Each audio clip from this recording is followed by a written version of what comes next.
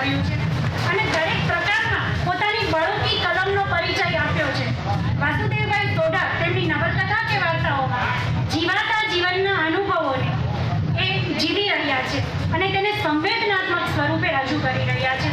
જોકે ખરેખર આ કોઈ પડકારથી ઓછું તો નથી જ, છતાં સર્જક હંમેશા પડકાર ઝીલવા તૈયાર રહે છે. સર્જક પોતે લોકજીવન સાથે નાતો ધરાવે છે, તેથી તેમની વાર્તાઓમાં જીવનની સૂક્ષ્મ છટાઓ છે. ખૂબ સુંદરતાપૂર્વક તે આલેખન કરે છે. સર્જકને વિષયની કોઈ તાણ નથી, એ વાતમાંથી વાર્તા કરી દે એવી હથોટી કેળવી બેઠા છે. ત્યારે અતિ સૂક્ષ્મ સંવેદનાઓને તે વાર્તા સ્વરૂપ આપી અને ખૂબ સુંદર સ્વરૂપે આપણી સમક્ષ રજૂ કરે છે. તેમના પ્રસ્તુત વાર્તા સંગ્રહ આયામનો કે જેમાં પહોંચે તેમાં કુલ 20 વાર્તાઓ લેવામાં આવી છે.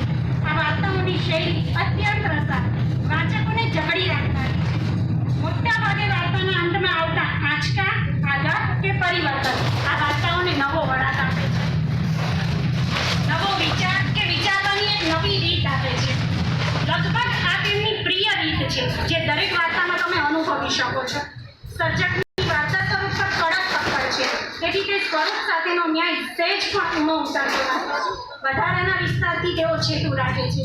વાર્તાને ઉપયોગી ન હોય એવો એક પણ સંવાદ, એક પણ પાત્ર કે આલેખન તેમની વાર્તામાં આવતું નથી. તેમની વાર્તાઓ સતત માનવ મનની આંટીઘૂંટીમાંથી પસાર થતી છે.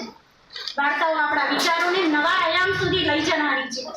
ત્યારે આ સંગ્રહની વાર્તાઓની થોડી નાની ઝલક આપીશ અને તમને આયામને ખોલવાનો પ્રયાસ કરીશ.